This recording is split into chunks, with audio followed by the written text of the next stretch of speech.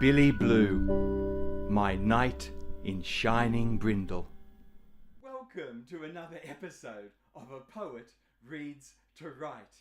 Today I would like to take part in a kind of an unofficial BookTube tag called the Poetics of Friendship. This is a wonderful tag that was initiated by that wonderful, kind and generous Pat from Book Chat with Pat. And I've also seen David Novak from David Novak Reads Poetry and Meg from Books Off the Beaten Path take part in the fun of this, the joy of this Poetics of Friendship. And I love Pat's channel, David's channel, and of course Meg's channel. They're three channels that I watch always and I get so much from. You know, they give me so much to ponder, so much to think about and take delight and joy in. So I'm really thankful to Pat and then to David and Meg for getting on board with this and asking me whether I would like to maybe take part in the fun as well. Please don't turn the video off. Yes, I'm going to read some poems, but I promise I'll read them really well, and the poems I've chosen are really dramatic. They're poems that really beautifully read out loud well. They're poems that have a really dramatic first impression. They're quite narrative in stature. So I think you will really enjoy these poems. So please don't really scram. Give the poems a go. Let's see how we go. The first poem that I've chosen is from that wonderful mid-20th, late 20th century American poet, Elizabeth Bishop. This is the collection of her poems that I have. I love Elizabeth Bishop. A very formal voice, of course. Spent much of the second half of her adult life, I suppose, in South America, didn't she? A really interesting, very forthright, but also very interesting, dramatic, and very interesting voice. Quite, as I said, quite a formal voice. You know, she uses a lot of very regular stanza breaks, even rhyme. There's so much going on, but this is a poem that I think is one of the most majestic things ever written on friendship. The poem, of course, is called One Art. The art of losing isn't hard to master. So many things seem filled with the intent to be lost that their loss is no disaster. Lose something every day, except the fluster of lost door keys, the hour badly spent. The art of losing isn't hard to master. Then practice losing farther, losing faster, faces and names, and where it was you meant to travel. None of these things will bring disaster. I lost my mother's watch, and look, my last, or next to last, of 3 loved houses went. The art of losing isn't hard to master. I lost 2 cities, lovely ones, and vaster, some realms I owned, 2 rivers, a continent. I missed them, but it wasn't a disaster. Even losing you, the joking voice, a gesture I love, I shan't have lied. It's evident the art of losing's not too hard to master. Though it may look like, write it like disaster. Oh, I love that poem by Elizabeth Bishop. You know, the formality of those stanzas and the use of rhyme. You know, it's a very formal poem, but she just infuses that formality with such a dramatic, almost impromptu type thing, doesn't it? You know, the poem really does read as somebody just thinking out loud about what we lose during a life, and, you know, what is it that we can't afford to lose? And of course, for Elizabeth Bishop, the thing we can't afford to lose is friendship. It's not a poem necessarily about romantic friendship or partners for life or anything like that. I think it really is a poem that is simply in celebration of friendship. Oh, Elizabeth Bishop. I love her voice. Marvellous, marvellous poet. The next poet that I thought I would read, talking about counterpointing that very formal voice with stanza, you know, regular stanza breaks and rhyme, a very formal ear for the form of the poem. But this is another poem that is very dramatic and has a great and quirky sense of humour. Listen to this by the wonderful William Blake. William Blake, A Poison Tree. Oh, listen to this. This almost takes me back to my current readings with Shirley Jackson. A Poison Tree. I was angry with my friend. I told my wrath did end. I was angry with my foe. I told it not. My wrath did grow. And I watered it in fears, night and morning with my tears, and I sunned it with my smiles, and with soft, deceitful wiles. And it grew both day and night, till it bore an apple bright, and my foe beheld it shine, and he knew that it was mine. And into my garden stole, when the night had veiled the pole. In the morning glad I see my foe outstretched beneath the tree. Oh boy, a poem with as much dramatic and comic turn in it as you could ever hope for. And it really does take me back to Shirley Jackson's magnificent "We Have Always Lived in the Castle." Does poisoning solve our problems? Oh boy, I don't think you'd want to be friends, certainly not an enemy, with the persona in this poem, would you? Poison as the solution to all problems. It's such a delightful comic turn at the end. You can just hear William Blake having a ball. He's just having a blast, isn't he? Oh, Meg, here's that wonderful bookmark again, thinking of you just now. Given to me 40 years ago by my ex-partner. It does make me feel a little bit sad now, doesn't it? But anyway, my beautiful bookmark, very treasured. Next, I would like to go where else? To William Shakespeare and the great sonnets. I've always adored the sonnets of William Shakespeare. In Australia, we're very lucky. There's a very popular singer-songwriter called Paul Kelly, who sort of works in the sort of tradition, I guess, of sort of country or folk or even a little bit of bluegrass influence, I think.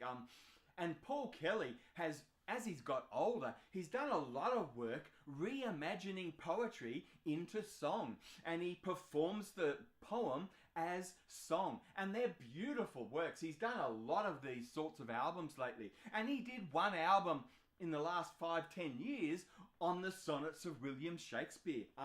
It's a beautiful album. He records himself performing 14 or 15 of Shakespeare's sonnets. And they're word for word, so I actually love to listen to the Paul Kelly performance while I have the poem open in front of me and I can read it as I listen to Paul Kelly perform it, because he really does spotlight Shakespeare's beautiful words, you know, that wonderful rising lilt and fall of that iambic pentameter. He does a beautiful job performing these. So if you want to hear some Shakespeare sonnets and you're a little bit scared or intimidated, I would really recommend I'll put it in the description below. I'll look it up for you. What is the actual name of this album? But yes, it's available on iTunes and all that sort of stuff. So on Apple Music, I would really recommend it. But let's have a go at this. Sonnet 104.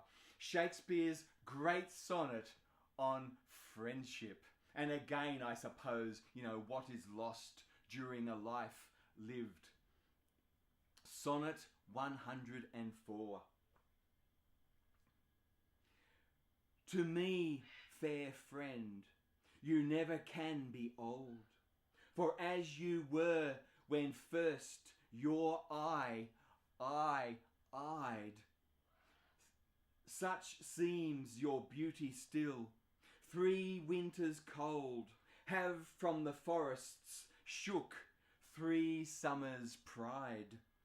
3 bounteous springs to yellow autumn turned in process of the seasons have I seen.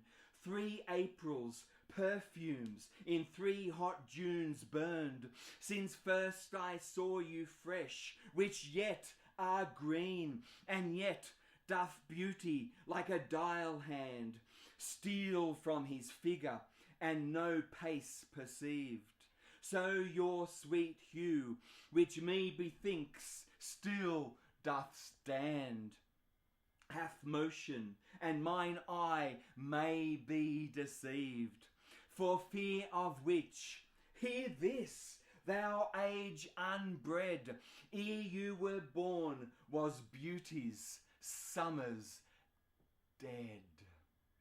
Oh, Shakespeare. The way he is able to look at a life lived, and the way, we are born beautiful and reach that pinnacle of that zenith of beauty as young adults, as we reach our sexual maturity, I guess. And then, of course, after that young adult period, it's just the long decline into old age, isn't it? I used to have a beautiful ginger beard. As you can see, there's not much ginger left now. Oh, Shakespeare's Sonnet 104. Friendship. Friendship that is enjoyed and lived with over a whole life, and what we lose as we enter old age. Time, that enemy that none of us can conquer. Oh, Shakespeare's Sonnet 104. And oh boy, if I was going to do a video on the Poetics of Friendship, I had to finish with this one. This is an Australian poet called Ken Slessor. Ken Slessor was sort of an early, mid-20th century Australian poet.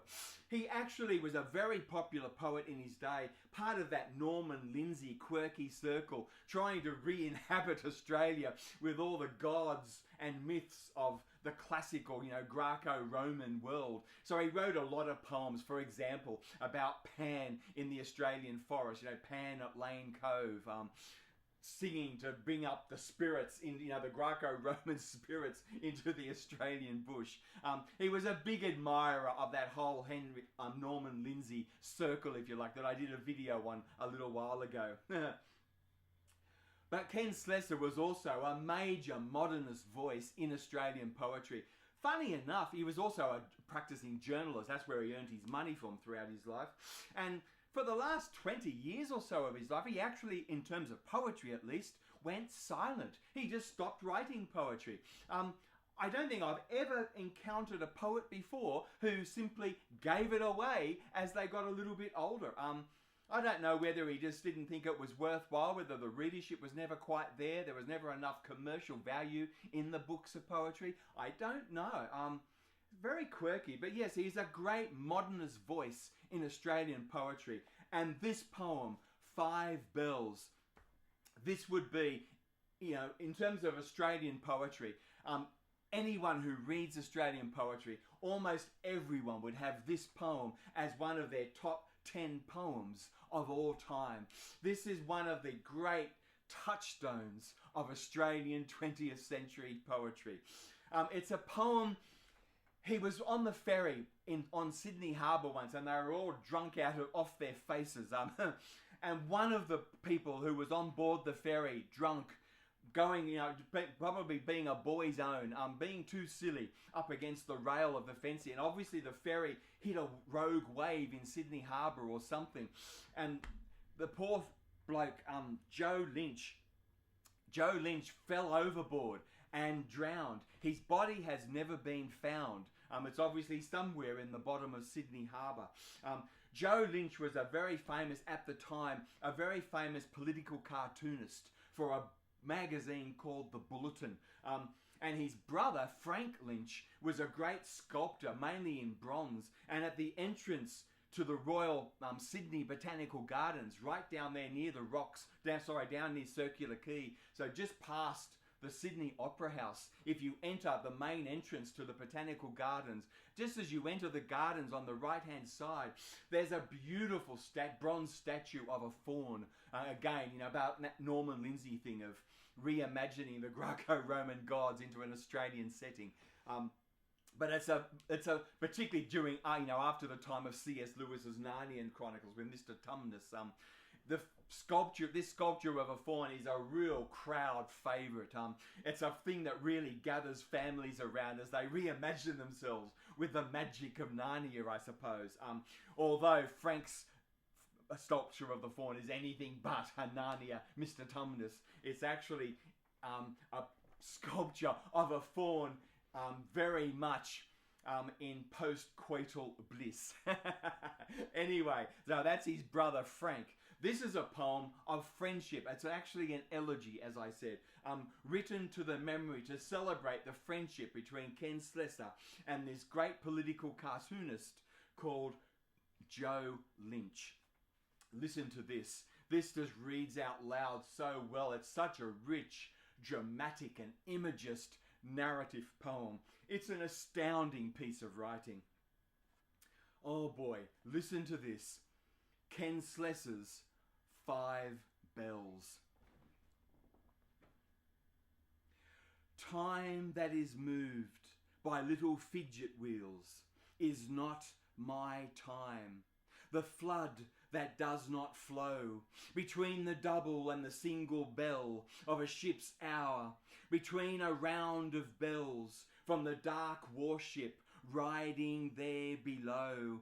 I have lived many lives, and this one life of Joe, long dead, who lives between 5 bells. Deep and dissolving verticals of light ferry the falls of moonshine down. 5 bells coldly rung out in a machine's voice. Night and water pour to one rip of darkness.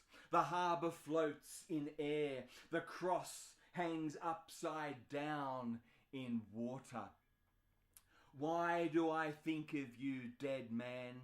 Why thieve these profitless lodgings from the fluke of thought anchored in time?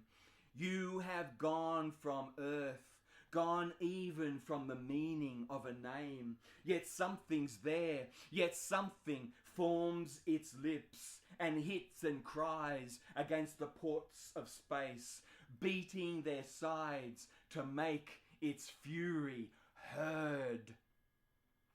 Are you shouting at me, dead man, squeezing your face in agonies of speech on speechless pains? Cry louder, beat the windows, bawl your name. But I hear nothing, nothing, only bells.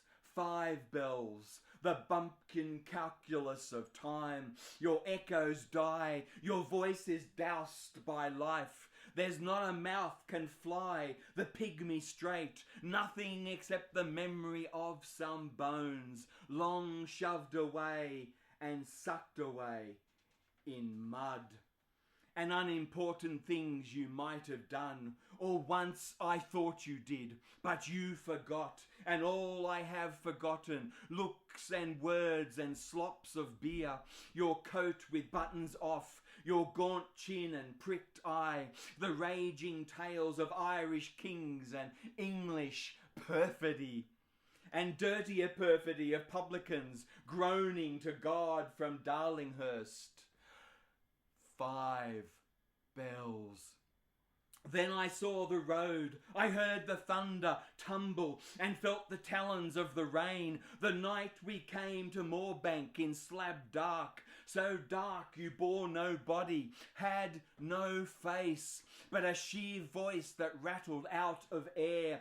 And now you'd cried, if I could break the glass, a voice that spoke beside me in the bush, loud for a breath, bitten off by wind, of Milton, melons, and the rights of man, and the blowing flutes, and how Tahitian girls are brown and angry-tongued, and Sydney girls are white and angry-tongued, or so you'd found. But all I heard was words that didn't join, so Milton became melons, melons girls, and 50 mouths, it seemed, were out that night. And in each tree an ear was bending down, or something just had run, gone behind grass, when blank and bone white, like a maniac's thought, the naptaffer flash of lightning split the sky, knifing the dark with deathly photographs.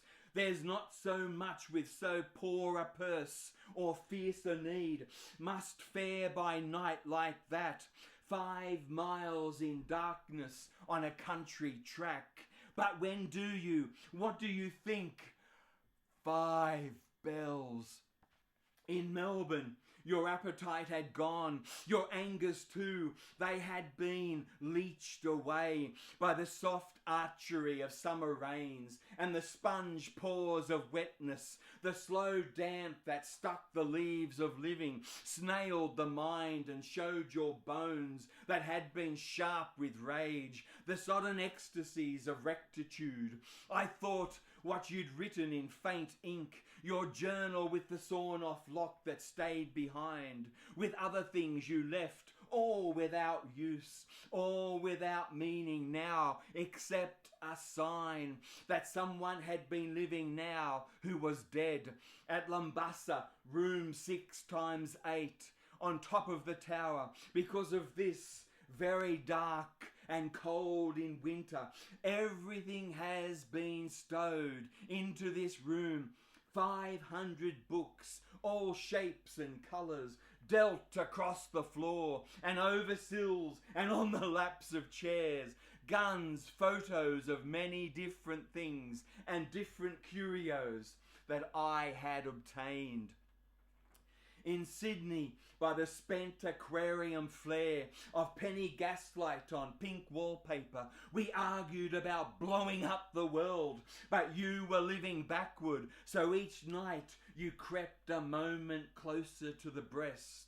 And they were living, all of them, those frames and shapes of flesh that had perplexed your youth. And most your father, the old man gone blind, with fingers always round a fiddle's neck, that graveyard mason whose fair monuments and tablets cut with dreams of piety rest on the bosoms of 1,000 men, stacked bone by bone in quiet astonishment at cargoes they had never thought to bear, these funeral cakes of sweet and sculpted stone. Where have they gone? The tide is over you, the turn of midnight's water over you, as time is over you, and mystery and memory, the flood that does not flow. You have no suburb like those easier dead in private berths of dissolution laid. The tide goes over, the waves ride over you, and let their shadows down like shining hair. But they are water, and the sea pinks bend like lilies in your teeth. But they are weed, and you are only part of an idea.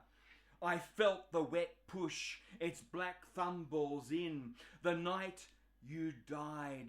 I felt your eardrums crack, and the short agony, the longer dream. The nothing that was neither long nor short, but I was bound and could not go that way. But I was blind and could not feel your hand. If I could find an answer, could only find your meaning, or could say why you were here, or now are gone, what purpose gave you breath, or seized it back, might I not hear your voice? I looked out of my window in the dark at waves with diamond quills and combs of light that arched their mackerel backs and smacked the sand. In the moon's drench, that straight, enormous glaze, and ships far off asleep, and harbour boys tossing their fireballs wearily each to each, and tried to hear your voice. But all I heard was a boat's whistle and the scraping squeal of seabirds' voices far away. And bells, 5 bells, 5 bells coldly ringing out. 5 bells. Oh boy, what a wildly dramatic eulogy or elegiac poem. You know, the use of rhyme, but also within each line, that alliteration to really add to that dramatic intent and purpose. And just the imagery, the imagery of light through water. It's an astounding poem. 5 Bells by Ken Slessor. So, thank you for listening to me. Thank you for hopefully getting to the end of the video and listening to me share these 4 wonderful poems by Elizabeth Bishop, William Blake, William Shakespeare, and Ken Slessor. I've had a ball doing this. Thank you, Pat, for once again coming up with facilitating this wonderful idea about the Poetics of Friendship. I just love what you do on your channel, Pat. So, Book Chat with Pat. Thank you. And then I really love being able to riff off what David did with this, with David Novak reads poetry, and of course Meg from Books Off the Beaten Path. I always love watching their videos. They give me so much to think about and ponder, and they're such rich and generous, encouraging, affirmative channels. I really recommend their channels to you if you would like to end the year with, 1 or 2 new subscriptions, or hopefully all subscribe to all of them and start next year with a bang. So get into it. I had a ball doing this. Thank you for listening to me. The Poetics of Friendship.